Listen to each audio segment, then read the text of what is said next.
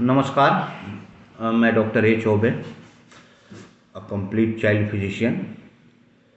I am a medical officer in PSC Ramnagar. Today we will talk regarding role of Ayurveda in pediatrics. Look, every science has its limitations. Even Ayurveda have limitations in pediatrics. But the problem is that how we are going to implement the Ayurvedic medicine in different pediatric conditions, health conditions. स्वस्थस्य स्वास्थ्य संरक्षणम, ये आयुर्वेद का मूल उद्देश्य है।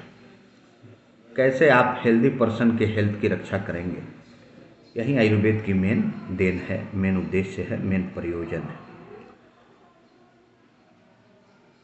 चूँकि मैं यहाँ paediatric practice करता हूँ, बहुत सारे वैरायटी ऑफ केसेस आते हैं जिसमें आयुर्वेदिक ड्रग्स का इतना बढ़िया रोल है। अगर कोई डॉक्टर उसको यूज नहीं करना चाहे तो ये अलग बात है, बट अगर आप यूज करते हैं तो उसका जो बेनिफिट्स है वो बहुत कमाल का है, बहुत कमाल का बेनिफिट्स है। फॉर एग्जांपल, मेरे पास एक बच्चा है, वो रेगुलर आता था, उसको बार बार वर्म्स मैनिफेस्ट हो जाते थे, वर्म्स इन्फेस्टेशन हो जाता था। हर 2-3 महीने पे उसकी कंप्लेन रहती थी कि वर्म्स आ रहे हैं वाया स्टूल, और नेकेड आई से रिकॉग्नाइज कर सकते हैं। मैंने जितने भी प्रकार के वर्म्स की दवा हैं एलोपैथ में, ऑलमोस्ट सबको ट्राई किया अपने विवेक के अनुसार, बट रिस्पॉन्ड वहीं 2 to 3 months 4 months बच्चा बढ़िया रहता था और फिर सेम कंप्लेन के साथ आता था। ये कहानी 2 महीने तक चली। मैं बड़ा परेशान हुआ कि भाई आखिर ये रिस्पॉन्ड क्यों नहीं ले रहा है। फिर मैंने सोचा कि इसको मैं आयुर्वेद में शिफ्ट करता हूँ। जो कुछ कृमिघन कुष्ठघ्न औषधियाँ हैं उनका मिक्सचर मैंने तैयार किया और बच्चे को रेगुलर 3 months के लिए मैंने वो मेडिसिन चलवाई। आज तकरीबन 1.5 साल हो गए, आज वो बच्चा मेरे पास आया था और विश्वास कीजिए कि उस बच्चे में अब वो कंप्लेन रहा ही नहीं, ऑलमोस्ट बाय रूट एलिमिनेट हो चुका है। सेम कंडीशन कुछ रिस्पायरेटरी डिसऑर्डर्स पे है।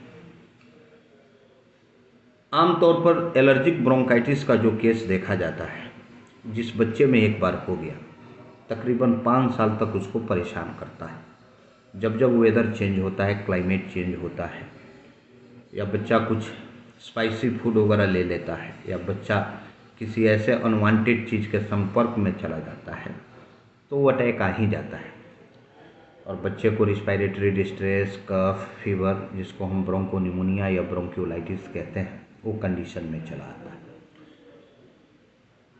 कुछ सर्टेन आयुर्वेदिक हर्ब्स हैं जो कि रिस्पायरेटरी डिसऑर्डर्स पे बहुत बढ़िया काम कर रहे हैं। मेरा रिसर्च भी चल रहा है और मैं वैसे ड्रग्स का कॉम्बिनेशन भी तैयार कर रहा हूँ। बहुत जल्द उसकी परमिशन लूँगा और वो मार्केट में भी आएगा। मैंने तकरीबन 100 बच्चों पर उन दवाओं का प्रयोग किया, उन बच्चों को 6 महीने तक ऑब्जर्व किया। उनके ब्लड टेस्ट मैं बार बार कराता था जब भी मैं ये मेडिसिन्स उनको एडमिनिस्टर कराता था। सारे टेस्ट नॉर्मल्स हैं, कहीं कोई वाइटल्स बढ़ा नहीं। ये सारे कंडीशंस देखने के बाद मुझे ऐसा लगता है कि अगर हम मिक्स पैथी को आजमाएं, जहाँ एलोपैथ बढ़िया है वहाँ एलोपैथ का प्रयोग करें, इमरजेंसी कंडीशंस है तो उसको हम एलोपैथ के द्वारा रोक लें, और लॉन्ग टर्म के लिए अगर हम आयुर्वेदिक मेडिसिन का यूज करें तो हम समाज का और कल्याण कर सकते हैं, कुछ बेहतर कल्याण कर सकते हैं। इस पर मेरा काम चल रहा है, बहुत सारे सिस्टम पे मैं वर्क कर रहा हूँ। उम्मीद है बहुत जल्द सुखद परिणाम मिलेंगे और हम इस पर लगे हुए हैं कि बच्चों को कम से कम बढ़िया हेल्थ दे सकें, बढ़िया स्वास्थ्य दे सकें, उनकी इम्यूनिटी स्ट्रॉन्ग रख सकें। जैसे कि परिकल्पना की जा रही है कि आने वाला कोविड का 3rd वेव है, वो बच्चों को ज़्यादा प्रभावित करेगा।